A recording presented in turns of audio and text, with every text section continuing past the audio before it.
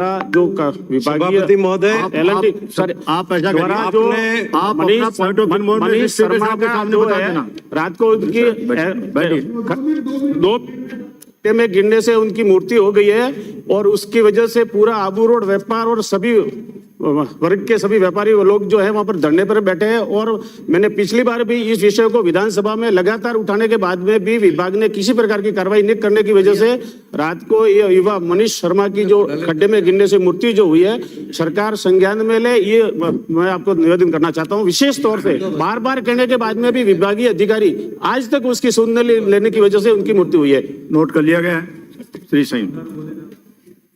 माननीय सभापति महोदय, मैं आपका आभारी हूं कि आपने बजट की चर्चा में मुझे भाग लेने का मौका दिया।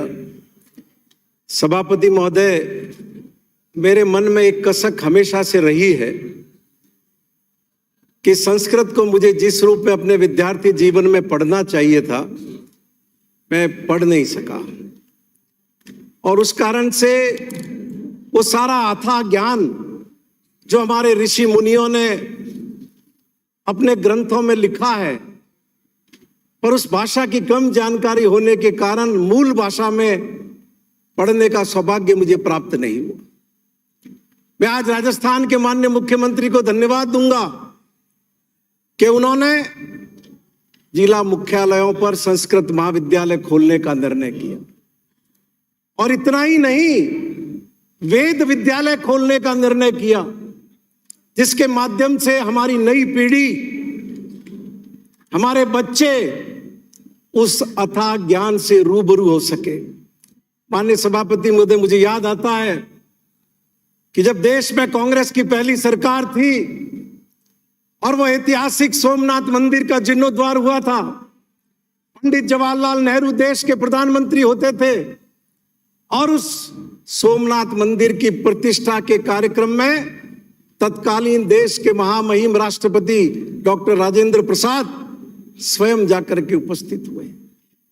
सनातन धर्म जिसने पूरी दुनिया का मार्गदर्शन किया है, अनादिकाल से लेकर के आज तक जिसने पूरी मनुष्य जाति को ध्यान और तत्व के माध्यम से आत्मा, मोक्ष और ईश्वर का रास्ता दिखाने का काम किया है। राजस्थान के मुख्यमंत्री ने इस वेद विद्यालय और संस्कृत महाविद्यालय के जरिए उस सनातन संस्कृति की अप्रतिम और अद्भुत सेवा की है, जिसके लिए मैं राजस्थान के 8 करोड़ नागरिकों की तरफ से उनका हृदय के अंतरतल से आभार प्रकट करता हूं। इतना ही नहीं सभापति महोदय, संविधान की जो मूल प्रति जो हस्तलिखित है उसमें भी राम, कृष्ण, बुद्ध, महावीर और उन सारे महामानवों का उसमें चित्र सहित वर्णन है और ये सब इसीलिए है कि हम देशवासियों को उन अप्रतिम मूल्यों से जोड़ सके। माननीय सभापति महोदय, हमारी संस्कृति में गाय को पूजनीय माना गया है, पवित्र माना गया है। बच्चा था मैं जब मां कहती थी रोज शाम को कि जा गाय को रोटी देकर के आ, तो हमारी माओं ने हम सबको उस गाय की सेवा से जोड़ा है और हिंदुस्तान के इतिहास में राजस्थान की सरकार वो पहली सरकार है जिसने गौ सेवा का अद्भुत और अप्रतिम सेवा और संरक्षण का उदाहरण प्रस्तुत किया है। मैं पूछना चाहता हूं भारतीय जनता पार्टी के उन सारे मित्रों से, क्या देश में कोई ऐसी सरकार है जो गौशालाओं में रहने वाले हमारे उस गोवंश को 12 महीने का अनुदान देती हो? क्या देश में ऐसी कोई सरकार है कि जो गौशालाओं में रहने वाली उन अपाहिज, निर्बल और बीमार गायों का 12 महीने का खर्चा उठा रही हो? और माननीय सभापति महोदय, मैं बीजेपी के उन मित्र जो धर्म का नाम लेकर के देश की भोली भाली जनता को गुमराह करने का काम करते हैं, मैं पूछना चाहता हूं कि अब मेरे आने के बाद जब भी खड़े हो या प्रतिपक्ष के नेता बात रखे तब बताना कि गायों की सेवा के लिए 2014 से 18 तक तुम्हारी सरकार थी, वर्षवार इस सदन में विवरण प्रस्तुत करना कि तुमने कितना खर्चा किया और उन गौशालाओं को कितने महीने का अनुदान दिया। मैं निवेदन करना चाहता हूं आपको माननीय सभापति महोदय, 2018 में इनकी सरकार मात्र 305 करोड़ रुपए राजस्थान की गौशालाओं को अनुदान के रूप में खर्च किए थे, और ये सरकार 2021-22 में 876 करोड़ रुपए, 22-23 के अंदर 1518 करोड़ रुपए और 23-24 के अंदर 1787 करोड़ रुपए का प्रावधान राजस्थान की गौ माता की सेवा के लिए सरकार ने रखा है। 18 की सरकार की तुलना में 6 गुना। क्या भारतीय जनता पार्टी के तमाम साथियों का ये फर्ज नहीं बनता कि अगर गौ माता की सेवा में वो आस्था रखते हैं तो एक स्वर से, संवेद स्वर से राजस्थान के मुख्यमंत्री अशोक गहलोत का इस अनुपम, अद्वितीय और मानवीय कार्य के लिए उनका आभार व्यक्त करें, उनका अभिनंदन करें। सुनिए प्लीज, सुनिए, जब आपका टर्न हो बोलिए प्लीज। अब आपने अगर प्रश्न खड़ा किया है तो देश की जनता को इस बात की जवाब देना। ओकर पात्र जी महाराज जिन्होंने संसद भवन पर प्रदर्शन किया था, आज 10 साल हो गए मोदी जी की सरकार को आए हुए, क्या गौ माता को आपको राष्ट्रीय पशु घोषित नहीं करना चाहिए? क्या गौ माता की हत्या पर रोक के लिए आपको राष्ट्रीय कानून नहीं लाना चाहिए? लेकिन नहीं, आप राजस्थान में तो गौ माता की रक्षा की बात करेंगे और गोवा में जाकर के गौ माता को काटने की वकालत कर देंगे। और आपको इस बात के लिए शर्मिंदा होना चाहिए कि आपकी सरकार आने के बाद गौ मांस का निर्यात हिंदुस्तान के अंदर बढ़ा है, दुनिया के अंदर। माननीय सभापति महोदय, मैं निवेदन करना चाहूंगा आपको। हमारे मित्रों ने, प्रतिपक्ष के साथियों ने इस पवित्र सदन के माध्यम से इस तरह के गलत आंकड़े और गलत तथ्य और गलत तस्वीर राजस्थान की रखने की कोशिश की, जिससे राजस्थान की जनता का मनोबल गिरे। लेकिन मैं आपके माध्यम से सभापति महोदय निवेदन करूंगा कि राजस्थान देश का एक आगे बढ़ता हुआ राज्य है, और इस सरकार ने जो ये बजट पेश किया है, एक मखदूम मोइनुद्दीन का एक शेर इस पर बहुत माफिक है कि हयात लेके चलो, हयात लेके चलो, कायनात लेके चलो, चलो तो सारे जमाने को साथ लेके चलो। और यही अशोक गहलोत का ये बजट कहता है। माननीय सभापति महोदय, अब ऋण दायित्वों को लेकर के माननीय सभापति महोदय बहुत गलत तस्वीर प्रस्तुत करने की कोशिश की गई। मैं आपके माध्यम से निवेदन करूंगा, 19-20 में राजस्थान का जो आउटस्टैंडिंग डेट और दूसरी लाइबिलिटीज जो थी 3,52,701 करोड़ रुपए, और कर्जा कितना लिया उस साल में? 41,328 करोड़ रुपए। और जो जीएसडीपी था राजस्थान का 9,98,679 करोड़, और ये डेट था 35.32%। ये जब सरकार मौजूदा आई तब का माननीय सभापति महोदय स्टेटस है पहले साल का। उसके बाद 57,000 करोड़ का अगले साल लोन हुआ, 52,000 करोड़ का उसके अगले साल हुआ, 53,000 का उसके अगले साल करोड़ लोन हुआ, और 62,000 करोड़ का इस साल के बजट एस्टीमेट के अंदर प्रस्तावित किया गया है। और वो होता है जीएसडीपी 1,57,000, 15,76,186 करोड़ का 36.78%। मैं प्रतिपक्ष के माननीय सदस्य से पूछना चाहता हूं कि राजस्थान में एफआरबीएम एक्ट कब आया था? किसकी सरकार थी? कौन लाया था? वसुंधरा राजे की सरकार एफआरबीएम एक्ट लेकर के आई थी, और उसमें क्या प्रस्तावित किया था? 2025-26 तक जीएसडीपी का 38.2% डेट और दूसरी लाइबिलिटीज होना चाहिए। आप ही की सरकार थी, आपका एक्ट प्रोविजन था 25-26 तक लाने का, लेकिन राजस्थान की सरकार ने 21-22 में ही इस लक्ष्य को प्राप्त कर लिया और 37 जो एक्चुअल है 21-22 के 37.99 पर खड़े हैं। अभी 3 दिन पहले ट्विटर पर राजस्थान की पूर्व मुख्यमंत्री वसुंधरा राजे ने एक ट्वीट कर दी, 7 लाख करोड़ रुपए राजस्थान का कर्जा बता दिया माननीय सभापति महोदय, जो पूरी तरह से तथ्यात्मक रूप से गलत।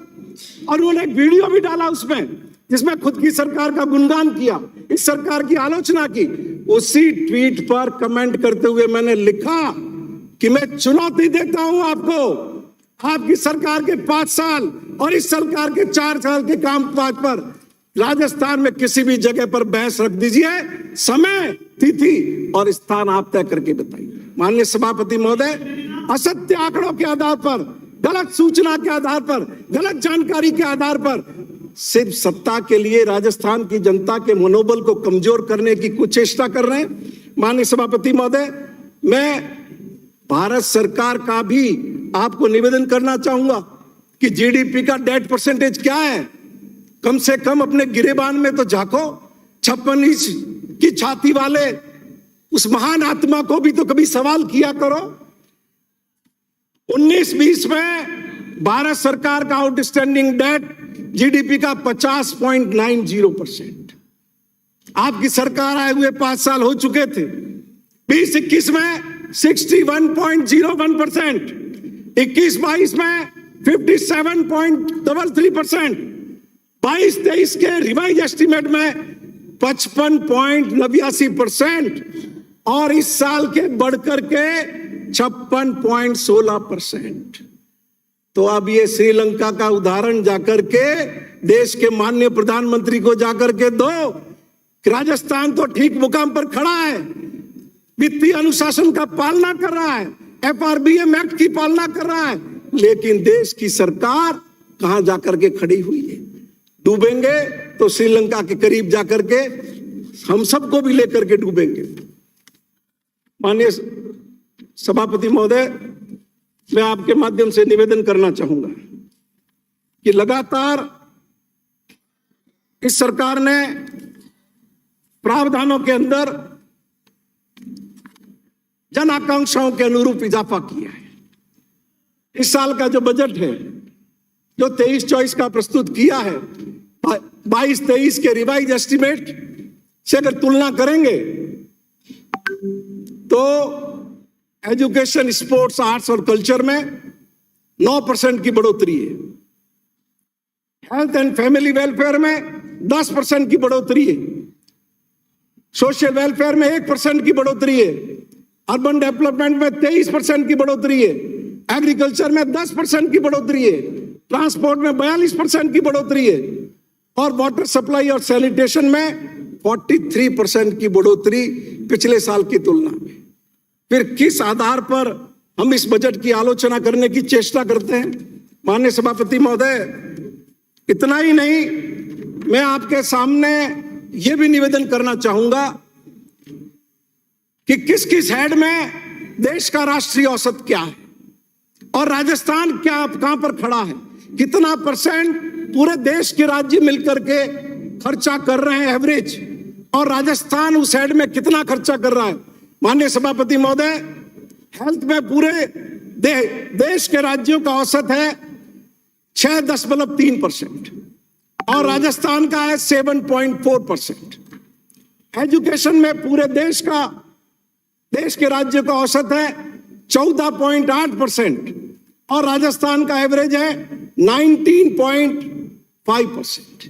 माननीय सभापति महोदय, इतना ही नहीं, अर्बन डेवलपमेंट में देश के राज्य का औसत है 3.5% और राजस्थान का औसत है 4.7%। तो इस तरीके से जो बहुत बुनियादी विषय है, जो जनोपयोगी विषय है, जो जनहित के विषय हैं, उन सब में राजस्थान कहीं बेहतर स्थिति में खड़ा हुआ है। माननीय सभापति महोदय, इसके अलावा माननीय सभापति महोदय, मैं आपको निवेदन करना चाहूंगा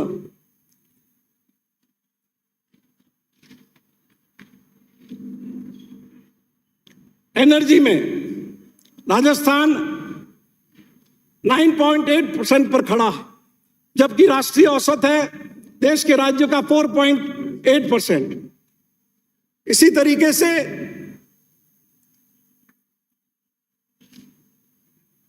इरिगेशन के अंदर भी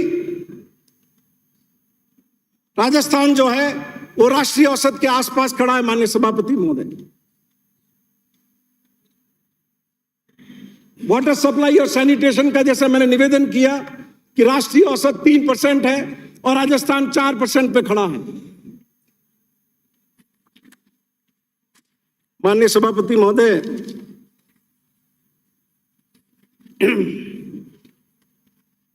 महंगाई को मुद्दा बना करके देश में सरकार बदली गई थी। वो स्मृति ईरानी सिलेंडर 50 रुपए सिलेंडर पर बैठते थे और अपनी गोद में सिलेंडर को लेकर के बैठ जाती थी। और 2014 की वो चुनावी सभाएं इस सदन के सारे माननीय सदस्यों को याद होगी, जब देश के प्रधानमंत्री ने भाषण दिया था, भाइयों बहनों, ये किसान भाइयों, जो ये कर्जा आपका है, ये नरेंद्र मोदी की सरकार आने के बाद ये नरेंद्र मोदी का कर्जा हो जाएगा। और वो भाषण का वीडियो कोई भी जाकर के मेरे फेसबुक पेज पर देख सकता है। माननीय सभापति महोदय, आज 9 साल हो गए देश की सत्ता में नरेंद्र मोदी को आए हुए। लाखों करोड़ रुपए देश के पूंजीपतियों के माफ कर दिए। 10 लाख करोड़ रुपए का पूंजीपति फ्रॉड करके चले गए, लेकिन किसानों को हितैषी बनने वाले, किसान सम्मान निधि पर रोज के 16 रुपए देश के किसान को देने वाले, 1 रुपया नेशनलाइज्ड बैंक के किसानों का माफ नहीं कर सके माननीय सभापति महोदय। और इतना ही नहीं, अंतरराष्ट्रीय बाजार में क्रूड ऑयल की कीमत घटकर $124 प्रति बैरल से घटकर $75 हो गई। 40% की कमी हो गई। लेकिन क्या उसका लाभ देश की जनता को मिला? क्या उसके भाव उसके अनुरूप जो कम होने चाहिए थे हुए? सेस बढ़ाते रहे, स्पेशल एक्साइज ड्यूटी लगाते रहे, और वो लाखों करोड़ रुपया जो हिंदुस्तान से जनता से इकट्ठा हुआ वो स्टेट के साथ शेयर नहीं किया जाता। वो सारा पैसा भारत सरकार के खजाने में पड़ा रहता है और इस तरीके से राज्यों को कमजोर करने की कोशिश कर रहे हैं। और वो सारी योजनाएं माननीय सभापति महोदय जो कभी 1090 पे चलती थी, 3070 पे चलती थी, 6040 पे चलती थी, उन सारी योजनाओं के नियम बदल दिए और उनको 50-50 और 40-60 पे ला करके खड़ा कर दिया, जिसके कारण कई योजनाएं, कई घोषित परियोजनाएं माननीय सभापति महोदय बंद हो गई। अब आप राजस्थान सरकार की आलोचना करते हैं, आप ऐसा चित्र प्रस्तुत करने की कोशिश करते हैं जैसे 4 साल में राजस्थान की सरकार ने प्रदेश का भट्टा बटा दिया हो। लेकिन मैं आपके माध्यम से सभापति महोदय सवाल करना चाहूंगा कि क्या 2022-23 में राजस्थान में प्रति व्यक्ति आय कांस्टेंट प्राइस पे 86,134 रुपए नहीं हुई? क्या करंट प्राइस पे 1,56,149 रुपए नहीं हुई? और ये वृद्धि दर 14.85% है प्रति व्यक्ति आय में माननीय सभापति महोदय, और राष्ट्रीय औसत क्या है? 13.7%। मतलब पूरे देश की तुलना में राजस्थान में प्रति व्यक्ति आय बढ़ने का स्तर कहीं बेहतर है। इतना ही नहीं माननीय सभापति महोदय, मैं निवेदन करना चाहूंगा आपको, क्या फिस्कल डेफिसिट है? फिस्कल डेफिसिट भी राजस्थान ने FRBM एक्ट और नीति आयोग की गाइडलाइन की पालना की है, उसके दायरे में रहे, और भारत सरकार, राजस्थान तो रहा है 3.96% और भारत सरकार 6.7%। तो ये वित्तीय अनुशासन किसको सिखाने की जरूरत है, ये अच्छे से विचार कर लिया जाना चाहिए। माननीय सभापति महोदय, मैं आपके माध्यम से निवेदन करूंगा, जैसा मैंने पहले भी कहा है, भारतीय जनता पार्टी के 5 साल में कितने किसानों को कनेक्शन मिले? 1,77,226। और इस सरकार ने 4 साल में कितने कनेक्शन दिए? 3,27,459। क्या तुलना है? और इतना ही माननीय सभापति महोदय, मुख्यमंत्री जी ने ऐलान किया है कि आने वाले साल में भी हम 1.5 लाख किसानों को और बिजली के कनेक्शन देंगे। और अब फसल मुआवजा, माननीय सभापति महोदय, बीजेपी के 5 साल के कार्यकाल में मात्र 5,882 करोड़ रुपए खर्च किए गए फसल मुआवजे पर, और इस सरकार के कार्यकाल में 18,177 करोड़ रुपए खर्च किए गए, जो 3 गुना से भी ज्यादा है। क्या राजस्थान का किसान इस वास्तविकता को माननीय सभापति महोदय नहीं समझता? और विद्युत अनुदान जो किसानों को दिया गया, बीजेपी ने 5 साल में दिया 31,940 करोड़ रुपए, और इस सरकार ने दिया 60,754 करोड़ रुपए। और इस बजट में तो माननीय मुख्यमंत्री जी ने 2,000 यूनिट को निःशुल्क करने का ऐलान किया। माननीय सभापति महोदय, आंकड़े गवाह है, हाथ कंगन को आरसी के। माननीय सभापति महोदय, मैं आपके माध्यम से निवेदन करना चाहूंगा, महंगाई किस कदर बढ़ी है, किस कदर भाव बढ़े हैं, वो हम सब लोग समझ सकते हैं। क्या गेहूं की कीमत, क्या जौ की कीमत, और इन सारे लोगों को महंगाई से बचाने के लिए राजस्थान के मुख्यमंत्री ने 1 करोड़ परिवारों को अन्नपूर्णा फूड पैकेट देने की घोषणा की है। 3,000 करोड़ रुपए इस पर माननीय सभापति महोदय खर्च होंगे। और इसके साथ साथ जब कोरोना का था माननीय सभापति महोदय, मैंने प्रधानमंत्री जी को 7 पत्र लिखे। लोकसभा अध्यक्ष जो इस सदन के सदस्य रहे हैं, उनको भी पत्र लिखा कि जो शहर में रहने वाला गरीब वर्ग है, उसकी हालत बहुत खराब हो चुकी है। काम धंधे नहीं होने से सारी बचत उसकी खत्म हो चुकी है। एक हताशा के माहौल में है। केंद्र सरकार को शहरी रोजगार गारंटी योजना लानी चाहिए। हर परिवार के खाते में जो नॉन इनकम टैक्स पेई है, 10,000 रुपए हर परिवार के खाते में डालना चाहिए। हमारी नहीं सुनी गई। मैं धन्यवाद दूंगा अशोक गहलोत को कि 33 लाख परिवारों के खातों के अंदर 5,500 रुपए कोरोना के टाइम में डीबीटी के जरिए उन्होंने ट्रांसफर किए। मैं धन्यवाद दूंगा कि हमारी अंतर्मन की उस पीड़ा को उन्होंने महसूस किया और राजस्थान के अंदर शहरी रोजगार गारंटी योजना शुरू की। और इतना ही नहीं, जहां एक तरफ भारत सरकार मनरेगा में पैसा घटा रही है, अशोक गहलोत 25 दिन गांवों के लोगों को खुद के खर्चे पर दे रहे हैं। और इस साल शहर के खर्चों को भी, शहर के लोगों को भी 25 दिन देने की उन्होंने घोषणा की। हमारे बहुत से किसान नेता इस सदन में बैठे हुए हैं, उनको मालूम होगा कि यूरिया सब्सिडी के अंदर किस रूप में कटौती लगातार हुई है। और इतना ही नहीं, कृषि मंत्री जी अभी सदन में नहीं है, राष्ट्रीय कृषि विकास योजना में भी 22-23 की तुलना में भारत सरकार ने इस साल 32% की माननीय सभापति महोदय कटौती की है। सामाजिक सुरक्षा के अशोक गहलोत मसीहा है।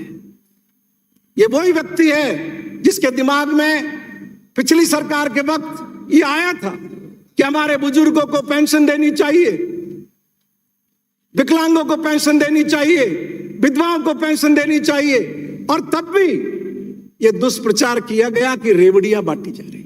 और आज फिर जब सामाजिक सुरक्षा का एक नया स्वरूप लेकर के, नया कलेवर लेकर के सरकार इस सदन के माध्यम से उपस्थित हुई है, तो हमारे बीजेपी के दोस्त फिर यही बातें करते हैं कि रेवड़ियां है। लेकिन ये पूछना चाहूंगा, क्या गरीब और असहाय और जरूरतमंद परिवारों को फूड पैकेट देना रेवड़ी है?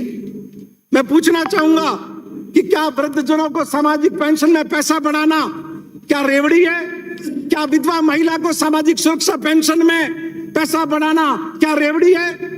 क्या कोरोना में अनाथ हुए बच्चों को पालन विहार योजना के अंतर्गत भरण पोषण करना और वयस्क होने पर नौकरी देने का फैसला करना एक क्रांतिकारी कदम है या रेवड़ी है? ये अपने गिरेबान में झांक करके देखें।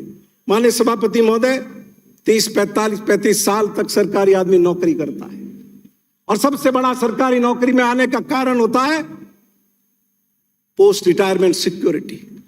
लेकिन भारतीय जनता पार्टी की सरकार बनी दिल्ली में और हमेशा से भारतीय जनता पार्टी एक कर्मचारी विरोधी पार्टी रही है। जब जब भी कर्मचारियों के हित के कोई निर्णय हुए, फैसले हुए, तो वो कांग्रेस की सरकारों ने किए। अटल बिहारी वाजपेयी की सरकार ने फैसला किया न्यू पेंशन स्कीम लेकर के आएंगे। राजस्थान में बीजेपी की सरकार थी, न्यू पेंशन स्कीम लागू की।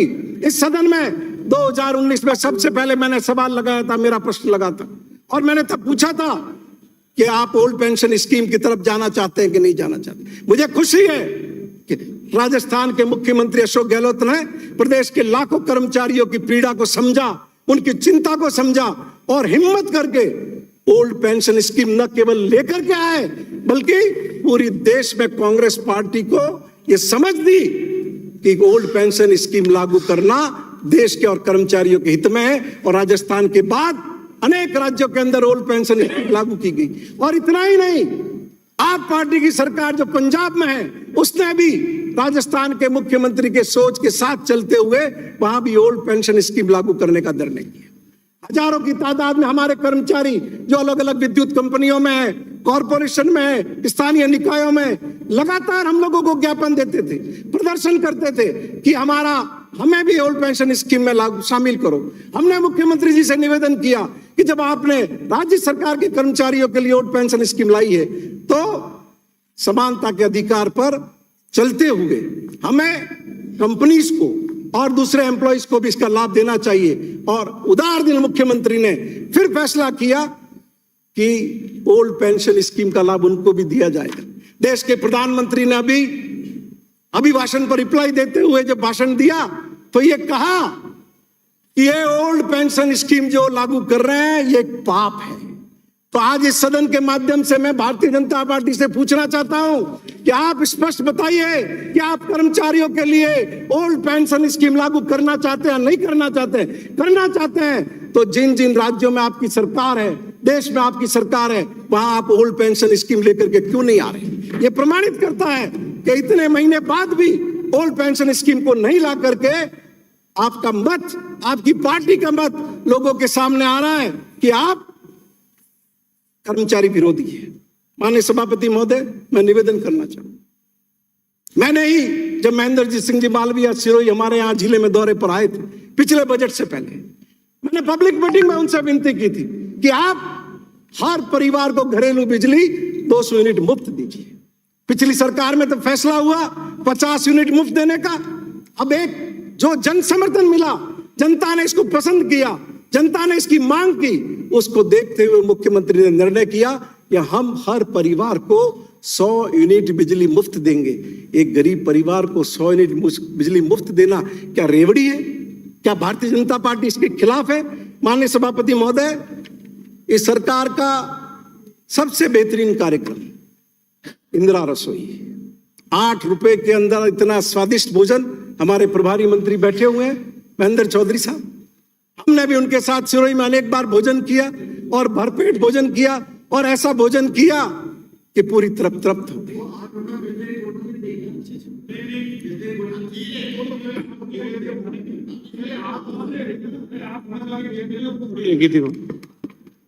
बोलिए प्लीज बोलिए।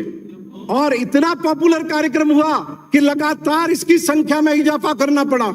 और माननीय सभापति महोदय, इतना ही नहीं, इस बार जब हम हमारे प्रभारी मंत्री के साथ मीटिंग में बैठे थे तो ये मांग आई कि जो गांव कस्बे का रूप ले चुके हैं उनके अंदर भी इंदिरा रसोई शुरू करनी चाहिए। और राजस्थान के सदा से मुख्यमंत्री अशोक गहलोत ने इस बजट में ऐलान किया कि हम उन गांवों में भी ये चालू करेंगे जो कस्बे का रूप ले चुके हैं। माननीय सभापति महोदय, चिरंजीवी बीमा के अंदर जो राशि बढ़ा दी, दुर्घटना बीमा का प्रावधान कर दिया, क्या ये रेवड़ी है?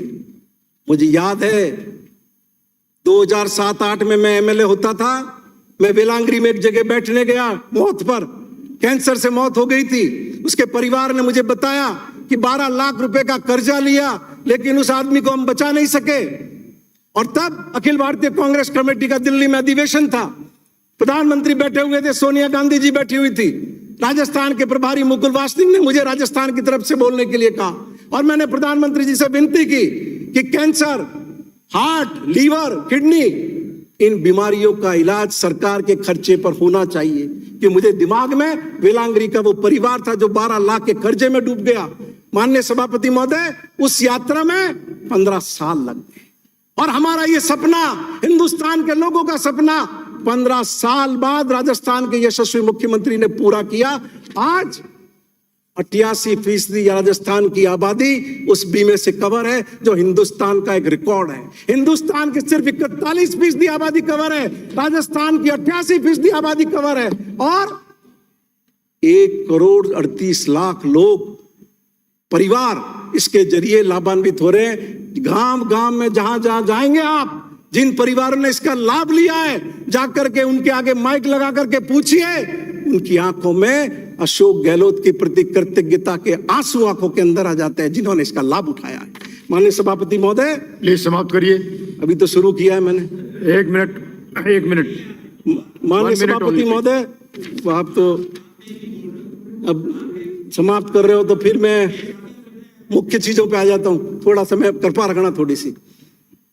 माननीय 2 सभापति मिनट में महोदय, समाप्त कर दीजिए आप प्लीज। माननीय सभापति महोदय, मैं आपको निवेदन करूंगा, जब मुख्यमंत्री जी ने इस बार बजट पढ़ा, मानवीय भूल से एक पेज उसमें तीसरे नंबर पर लग गया और 1 मिनट उन्होंने चंद लाइनें पढ़ी होगी।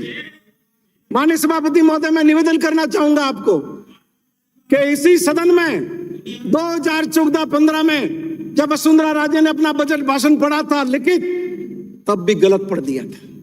और कहां का पढ़ा मैं बता रहा हूं आपको। 14 जुलाई को उनका मैं वक्तव्य सुना रहा हूं आपको। माननीय अध्यक्ष महोदय, मुझे सदैव से निवेदन करना है कि दिनांक 14 जुलाई 2014 को जब मैं परिवर्तित बजट वर्ष 2014-15 का सदन में उपस्थापन कर रही थी, तब समय बोलते समय कुछ आंकड़ों विषय निम्न अशुद्धियां रह गई। लिखे हुए भाषण को पढ़ने में अशुद्धियां रह गई और 8 स्थानों पर माननीय सभापति महोदय तब संशोधन करवाया गया, लिखे हुए को पढ़ने।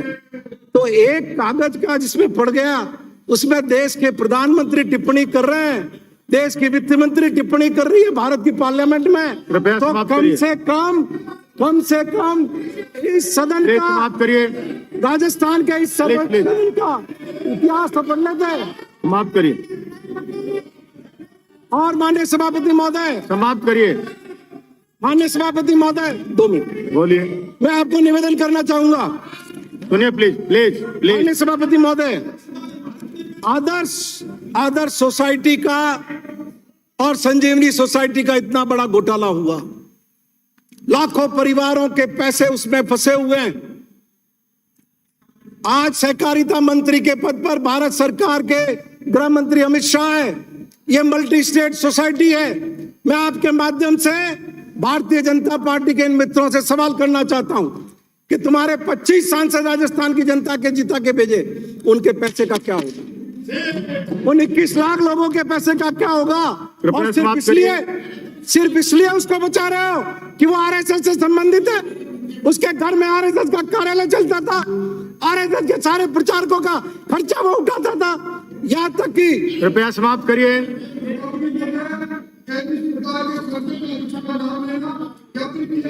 हम बोलेंगे क्या बोल रहे हैं? किसने अधिकार दिया इनको? बात करते हैं ये सुन रहे हम, मजाक बना रखा है। बैठिए प्लीज। प्लीज बैठिए प्लीज। माननीय सभापति महोदय, इतना ही नहीं, उनकी डायरी में एंट्री मिली है जिसमें बीजेपी को खर्चे के लिए पैसा दिया गया, उसका भी वर्णन है। श्री अविनाश गहलोत, सभापति महोदय एक्सपेंस कराइए आप। माननीय सभापति महोदय, ये क्या बोल रहे हैं? अरे आप सरकार में बोल रहे हैं, संकेत नहीं होगा। पैसा क्यों नहीं दिलाते हो? बैठिए प्लीज। बताइए इनको। बंद हो गया, आप बोलिए। माननीय सभापति महोदय, शुरू करिए आप। हो गया। बैठिए प्लीज। बैठिए प्लीज। बैठिए आप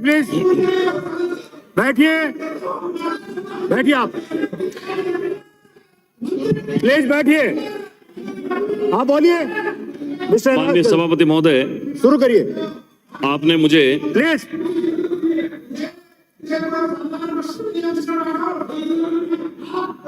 बैठिए।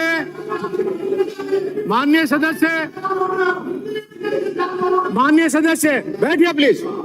आपका हो गया।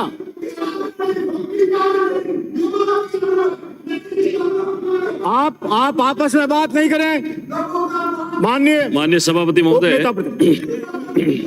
बैठिए प्लीज। बैठिए। आप शुरू करिए। नहीं, नॉट अलाउड। बैठिए प्लीज। आप बोलिए। माननीय सभापति महोदय, नॉट अलाउड, नॉट आपने अलाउड। मुझे हो राजस्थान गया आपका सरकार के समय। वर्ष थैंक यू, 2023-24 के थैंक यू वेरी मच, बहुत बहुत धन्यवाद। अवसर दिया। प्लीज बैठिए, प्लीज। मैं आपका धन्यवाद करता हूँ, Let him आभार करता speak. हूँ। उनका टर्न और है, मैं- उनको बोलने दीजिए। माननीय कोई सभापति अंक नहीं महोदय, होगा, बोलिए आप। माननीय सभापति महोदय, आप आसन पैरों पर था तो मैं आपका सम्मान कर रहा था, इसलिए बोलिए। मैं आपको धन्यवाद दूंगा कि बजट 2023-24 पर आपने मुझे बोलने का अवसर दिया। माननीय सभापति महोदय, मैं मेरी बात शुरू करूं उससे पहले आज मैंने भी मेरे बैठिए, कागज को अंकित ठीक नहीं हो रहा तरीके से है। देखा। बैठिए, बैठिए प्लीज, प्लीज बैठिए, माननीय सभापति महोदय, बैठिए प्लीज, बैठिए। वर्ष 2023-24 के जिस बजट को बोलिए। राजस्थान के माननीय मुख्यमंत्री जी ने प्रस्तुत किया, और जो बजट प्रस्तुत करते करते जो नजारा हमने राजस्थान की विधानसभाओं में देखा, और इसलिए ऐतिहासिक हो गया माननीय सभापति महोदय कि 10 तारीख को जो राजस्थान का बजट पेश किया जाना था, राजस्थान की प्रत्येक स्कूल, कॉलेज, ग्राम पंचायत की लगभग 15,000 एलईडी लगाकर उसको लाइव दिखाने का बंदोबस्त किया गया था। और जब आज मैं इस बजट पर बोलने के लिए मेरे डॉक्यूमेंट्स लेके आया हूं, तो मेरे साथ भी कहीं ऐसी घटना नहीं हो जाए कि मेरा सहयोगी कहीं पुराना पेपर डाल दे और मैं पहले वाला बजट पढ़ लूं। इसलिए मैंने सोच समझ के 2-3 घंटे से तैयारी करके मेरे इस बजट भाषण को तैयार किया। और जब सरकार की इतनी बड़ी किरकिरी हुई, मैं जब गांव में गया उस बजट के बाद में 80 साल के वृद्ध लोगों से मिला और उनसे मिला, उन्होंने कहा कि हमें जबरदस्ती ग्राम पंचायत में ले जाया गया, एलईडी के सामने बिठाया गया। 1.5 घंटे तक राजस्थान की विधानसभा का तमाशा हमने देखा कि जब राजस्थान के मुखिया जिस बजट को पढ़ने के लिए आए थे, उनको पता भी नहीं था कि जो बजट में पढ़ रहा हूं वो 2023-24 का या 22-23 का है। इससे पहले सरकारी नौकरियां, भर्तियों के जो पेपर लीक हुए, उससे राजस्थान शर्मसार तो हुआ ही था, लेकिन ये बजट किस तरीके से लीक हो गया या पढ़ने में कहीं मिस्टेक हो गई, उससे भी राजस्थान की 8 करोड़ जनता ने नीचा देखा है। और मुझे लगता है कि राजस्थान में ऐसा पहली बार हुआ कि बजट पढ़ते पढ़ते कहां से कहां चले गए, यह भी बड़ी शर्मनाक स्थिति पैदा हो गई। मैं ज्यादा कुछ नहीं कहूंगा, और मैं सिर्फ इस बात के लिए कि अभी कांग्रेस बीजेपी बहुत सारी सदन में बातें हुई, मैं मानता हूं कि कांग्रेस में कुछ कमियां थी। सैम लोढ़ा जी, आप जाए नहीं कर पाए, मेरी बात को सुन के जाएंगे, अच्छा लगेगा। थोड़ी देर विराजे, मैं आऊंगा उस बात पर जो आपने भी इंगित किया था। बैठिए, आप बहुत वरिष्ठ साथी है। मैं मानता हूं कि कांग्रेस में कुछ कमियां थी। यह सच है कि 24 लाख करोड़ के घोटाले हुए, यह सच है कि हिंदुओं की नहीं सुनी जाती थी। ठीक है, मैं मानता हूं कि महंगाई बढ़ते बढ़ते 12% से ऊपर चली गई थी। मैं मानता हूं कि आतंकवादी मजबूत थे। मैं मानता हूं कि पाकिस्तान और चीन हमारे ऊपर हावी थे। मैं मानता हूं कि अलगाववादियों की चलती थी। मैं मानता हूं कि विकास दर एक बार को 4% से भी नीचे आ गई थी। मैं मानता हूं कि भगवा आतंकवाद को झूठा प्रचार मिला था। चलो, मैं ये भी मान लेता हूं कि विदेशों से परमाणु और सैन्य सौदों में